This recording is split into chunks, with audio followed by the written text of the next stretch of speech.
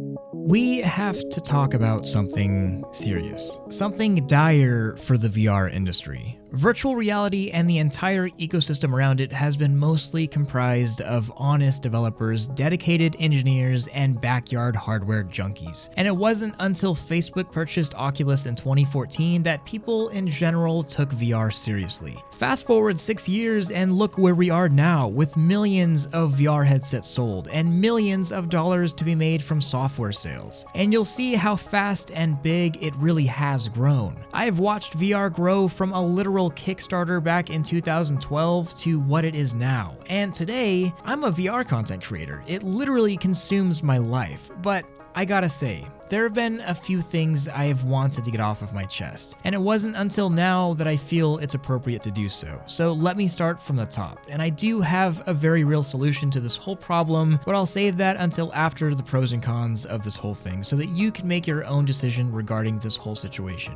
Oculus recently had a gigantic announcement. Basically, it goes like this. If you buy an Oculus VR headset, you are now required to log in using a Facebook account. If you are an existing user, you have the option to now merge your Facebook and Oculus account, which are separate right now, but this will make the two services essentially one. And if you choose not to merge accounts, you have until 2023 before you have to. After that date, Oculus accounts are no more. Now, this sounds small, and I have spent a lot of time thinking about both sides of the argument. There are very real pros to this situation, and there are very real cons. And I think you need to take both into account. But spoiler warning, I'm not happy about this, and neither should you, because you've been lied to. And I'll explain that in a bit, but first let me give some background on this whole situation so it makes a little bit more sense when I talk about things later in the video. I want to say before I dive deep that you can let this affect you as much as you want. I know for a fact that this likely isn't going to change much. For a mass majority of people, mindlessly making an account or logging in to play a game isn't a big deal, but to others, especially those that bought a VR headset under the guise that this is an Oculus product, not a Facebook product, were deceived. And I also want to say that this really isn't anything new. I know this is becoming a gigantic deal now, which is better late than never,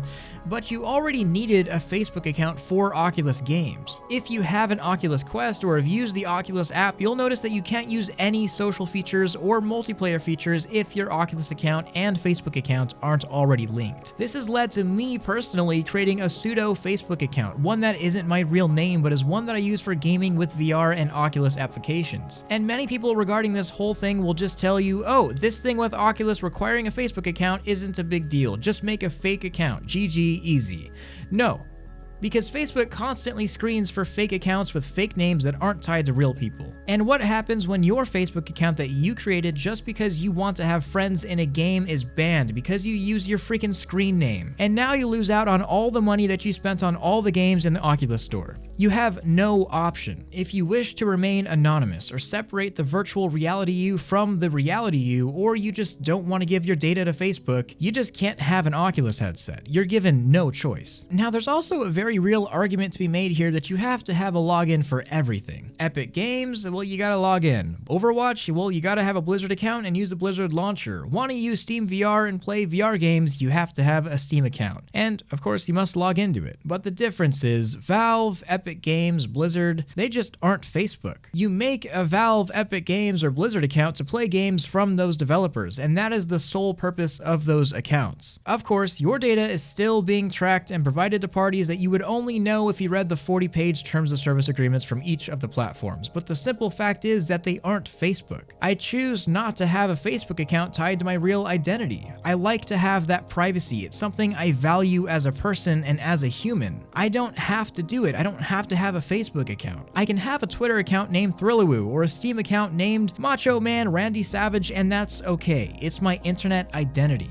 It's internet freedom and part of a well-established internet culture. And what sucks is Facebook actually does a lot of good for the world. Facebook isn't entirely evil. It's brought together people across the world. It's spread awareness for all sorts of world issues. Facebook engineers with their unlimited resources have had a hand in improving almost every industry out there. I mean, shoot, I just learned from TechLinked that Facebook AI engineers have improved MRI results to be produced in just minutes versus the hours plus it took before. That's awesome. Facebook isn't an end-all be-all evil corporation. but they have been caught doing some extremely shady things. Like the time Facebook admitted to screwing with over 500,000 people's feeds to make them angry, just to see what would happen. Literally feeding them things in their feed that demographically would elicit a negative emotional response, to see how much more time they would spend on Facebook. Or the egregious data collection that Facebook has been under fire for years now. And the real name policy that led to bannings of just about anyone with a following that uses a pseudonym, including members of the LGBT community that go by a different name or have a dead name. They just can't use Facebook. Facebook's biggest problem isn't so much its data collection or its social engineering. We can deal with that with legislature. Right now, the issue is more so requiring you to be a part of this, or you just can't partake in online activity. So let's just go into the very real pros and cons of this whole situation so you can gauge for yourself how you feel about this. Pro number 1, social accountability. It has long been thought that the toxicity of the internet could potentially be a thing of the past if people's real names were attached to their social identities online. And while that's maybe somewhat true, and cyberbullying is a very real issue, I mean, you'd probably be less likely to call someone the worst human alive on Reddit if your real name was attached. And I bet that my comment section would look a little bit nicer if Google Plus was still a thing and you had to have your real names attached to YouTube to leave a comment. But do I want that?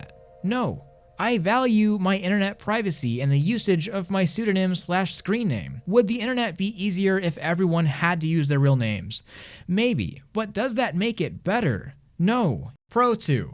Better application support. Facebook is huge and has a lot of integrated features that VR applications could then take advantage of. It could birth new social applications and services for VR that were not even possible or even conceived of before. Pro number 3. Exposure to VR would be through the roof. I know I have this phenomenon and a lot of other people do too, but there's this thing called FOMO, and Facebook takes full advantage of that. It's the fear of missing out. You're on Facebook and you see one person talking about VR, or their most recent activity is VR related. Then you see a quarter of your friends are doing something VR related. Then half of your friends list. And before you know it, you have this feeling like you're missing out on a party. Facebook will accelerate VR adoption, no doubt about it, whether FOMO is a part of it or not. And of course, there are more pros that I could get into, but I'm giving the 3 biggest positives and the 3 biggest negatives to give a well-rounded stance here. Con number 1, you have no choice. If you buy an Oculus headset for the VR, you must subscribe to the Facebook ecosystem. And the biggest problem here is that if you want VR, Oculus is one of the only affordable choices you have that's actually good. I'll talk about choices and market control in a bit. If you're someone that just chooses not to have a Facebook account for whatever reason you have, which you're allowed to do, well, just too bad if you want good, affordable VR. You have no option now. Not to mention, you were lied to regarding this very subject.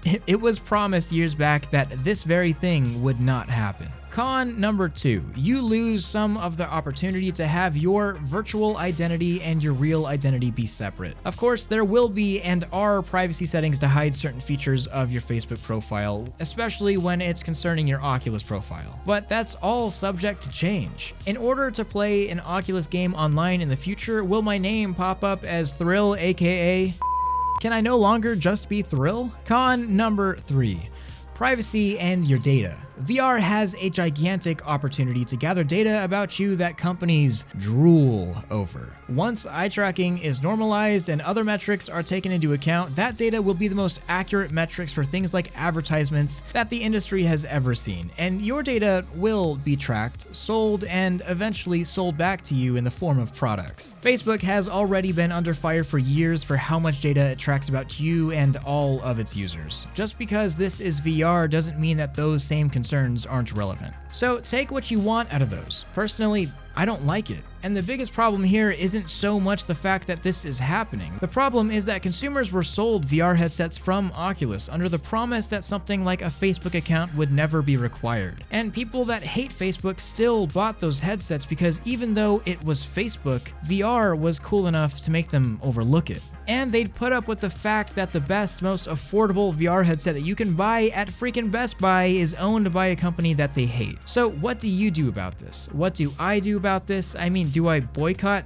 Oculus and start hating on Facebook and Oculus? Do I take my Oculus Quest that I bought with my own money and burn it? No.